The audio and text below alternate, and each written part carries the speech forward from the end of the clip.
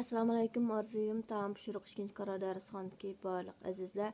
Bugun o'tilmoqchi bo'lgan darsimiz sütlük bo'lka. Bunun ketirgan materiallar bo'lsa, oldi bilan biz mushu bir stakan sütimizni bu qachimizga quruq bir qachimiz quyib olamiz. Ondan keyin buning ustiga 100 gram shakar ketadi. 100 gram shakarni quyamiz.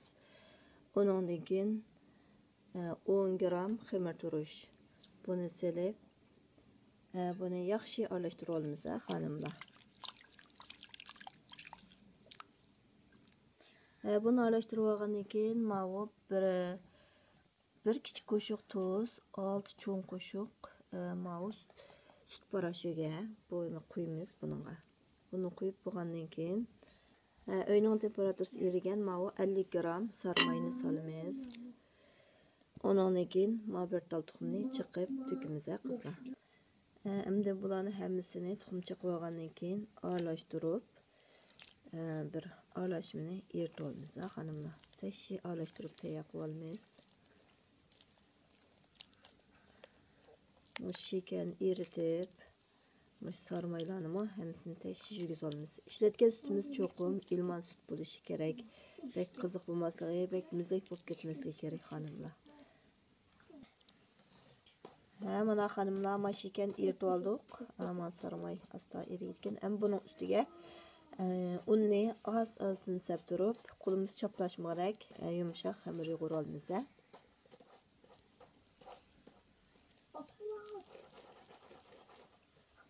Mana xonimlar bu yarim kilo unni quyib, yo'g'andagi holat, ham buning ustiga un sepib turib, qo'l chaplashmarak holatda xamir qilamiz. Mana xonimlar taxminan 4 stakan, ya'ni 600 gramlar atrofida un ketirgan xonimlar. Endi buni shundoq yumshoq holat yo'g'irib olgandan keyin buning ustini maylab yepib qo'yamiz. Bu o'zidan 2-3 has ko'payib bo'lgandan keyin, undan keyin xamirimizni qayta ishlashga boshlaymiz qizlar. Mana qizlar, xamirimiz shunaq bo'lib ketibdi. Buni endi 15 dona kichik suvga qilib büyülüp yasab olamiz. Mana 15 dona zugul chiqib olgandan keyin buni ustini yepib 10 minut tinishib qo'yib qo'yamiz qizlar.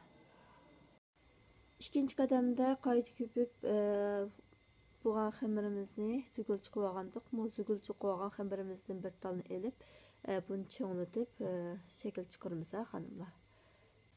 Biz zugulchimizni olib qo'ygandan keyin buni ustini besitib azroq undaymiz. Azroq un sepib turib, buni shu sekilaklarimizning yordamida cho'ngitib olamiz xonimlar. Shuni uzunchisi cho'ngitamiz qizlar.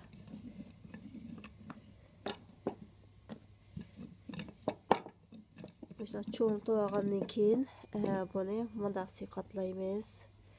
Bunday qatlab, to'pini yamashtirib cho'ngitishga boshlaymiz. Xamirimizni mana cho'ngitib olgandan keyin mana bir uchidan tortib buni yo'gaymiz qizlar. Yo'gab mana sut bo'lkining shakliga yozdik. Ikkinchi tal zugulimizni ham o'xshash usulda cho'ngitib olamiz. Buni o'xshash usulda cho'ngitib uzunsiga cho'ngitib tayyor qilib olgan xamirimizni mana bir yapamiz. Yepib yana cho'ngitamiz.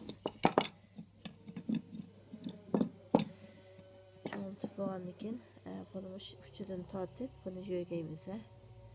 Hammasini shunaq yo'gab 15 dona bolka qilib yasab olamiz. Mana 15 dona bolkamizni yasab olgandan keyin buning ustini qaytadan yepib, yana 10-15 minutlar turg'izib, buni qayta ko'ptirib, orqadan duxovkaga pishiramiz qizlar. Mana qizlar buni duxovkaga selib 20 gradus qiziqlikda sap tashlab qo'yibdim. Mana ko'pdi. Endi buni duxovkaning gradusini 150 gradus chiqarib 25 minut atrofida pishirib olamiz qizlar. Mana qizlar, bizning bolkalarimiz pishib chiqdi. Mana pishib chiqqanda avvalsaq bo'ldi qizlar. Mana qizlar, ma bolkimizning ichi Bolkamızın içi muşundaq yumşaq çıqıda xanımlar. Bu sütlük bolka muşu ballar mekteplerge barganda somkalarga sep bersiңizmi şunçilik yumşaq ve yeyişlik bo'lgan bir bolkalarning birisi. Bo'lsa oilada yetib bolalarimizni sep berayli. Nihoyatda yaxshi bo'lgan ishonchlik bolkalarning birisi xanımlar. Bugungi darsimiz oyoqlashdi. Ko'rishguncha omon bo'lingizlar.